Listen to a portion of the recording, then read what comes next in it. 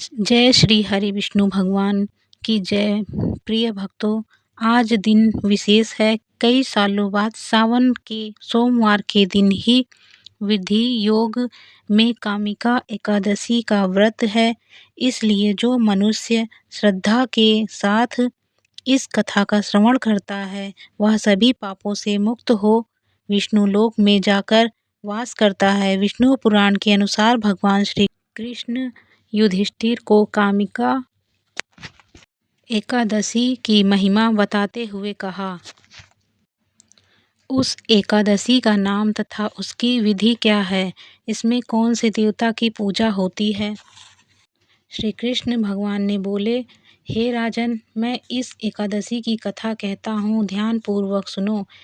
एक समय इस एकादशी की पावन कथा को भीष्म पितामह ने लोकहित के लिए नारद जी से कहा था। एक समय नारद जी ने पूछा कि पितामह, आज मेरी श्रावण माह के कृष्ण पक्ष की एकादशी की कथा सुनने की इच्छा है, अतः अब आप एकादशी की व्रत कथा विधि सहित सुनाइए। भीष्म पितामह नारद जी के वचनों को सुन बोले, हे नारद जी, आपने मुझसे यह अत्यंत सुंदर प्रश्न किया है। अब आप ध्यान लगाकर सुनिए। श्रावण माह के कृष्ण पक्ष की एकादशी का नाम कामदा है। इस एकादशी की कथा के सुनने मात्र से ही विजय यज्ञ का फल मिलता है। कामदा एकादशी के व्रत में शंख चक्र गदाधारी विष्णु भगवान की पूजा की जाती है। जो मनुष्य इस एकादशी को धूप दीप नैवेद्य आदि से भगवान विष्णु की पूजा करते हैं, उन्हें गंगा स्नान के फल से भी बड़ा फल मिलता है। यही फल सूर्य चंद्र ग्रहण, केदार और कुरुक्षेत्र में स्नान करने से मिलता है। वह फल भगवान की पूजा करने से मिल जाता है। भगवान की पूजा का फल श्रावण मास के कृष्ण पक्ष की एकादशी के फल के बराबर है। अतः भक्ति पूर्वक भगवान की पूजा न बन सके तो श्रावण माह के कृष्ण पक्ष की कामदा एकादशी का व्रत अवश्य करना चाहिए। आभूषण से युक्त बछड़ा सहित गौदान करने से जो फल मिलता है वह फल कामदा एकादशी के व्रत से मिल जाता है। जो उत्तम द्वि श्रावण माह के कृष्ण पक्ष की कामदा एकादशी व्रत का करते हैं तथा श्री विष्णु भगवान की पूजा करते हैं, उससे समस्त वेद नाग किन्नर पितृ आदि की पूजा हो जाती है।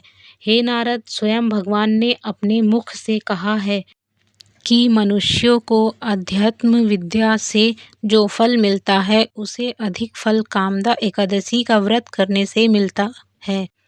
इस व्रत के करने से मनुष्य अंतिम समय अनेक दुखों से युक्त यमराज तथा नरक के दर्शन नहीं करता। कामदा एकादशी के व्रत तथा रात्रि के जागरण से मनुष्य को कुयोनि नहीं मिलती और अंत में स्वर्गलोक को जाता है। जो उत्तम मनुष्य श्रावण माह के कृष्ण पक्ष की कामदा एकादशी को तुलसी से भक्ति पूर्वक श्री विष्णु भगवान की पूजा करते हैं, वे इस संसार सागर में रहते हुए भी इससे इस प्रकार अलग रहते हैं, जिस प्रकार कमल जल में रहता हुआ भी जल से अलग रहता है। भगवान की तुलसी दल से पूजन करने का फल एक बार स्वर्ण और 4 बार चांदी के दान के फल के बराबर है। श्री विष्णु भगवान रत्न मोती मणि आभूषण आदि की अपेक्षा तुलसी दल से अधिक प्रसन्न होते हैं। जो मनुष्य भगवान की तुलसी दल से पूजा करते हैं उनके समस्त पाप नष्ट हो जाते हैं। हे नारद, मैं स्वयं भगवान की अत्यंत प्रिय श्री तुलसी जी को नमस्कार करता हूँ।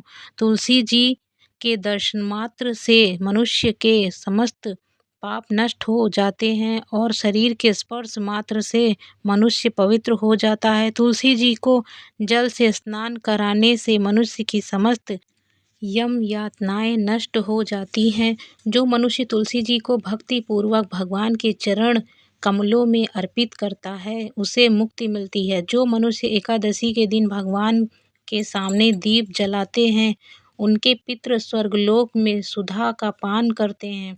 जो मनुष्य भगवान के सामने घी या तिल के तेल का दीपक जलाते हैं उनको सूर्य लोक में भी सहस्त्रों दीपकों का प्रकाश मिलता है। इस व्रत के करने से ब्राह्मण हत्या आदि सभी के पाप नष्ट हो जाते हैं और इस लोक में सुख भोग कर अंत में विष्णु लोक को जाते हैं। इस कामदा एकादशी का महात्म्य के श्रवण व पठन से मनुष्य स्वर्गलोक को जाते हैं। जय श्री हरि विष्णु भगवान, जय लक्ष्मी नारायण।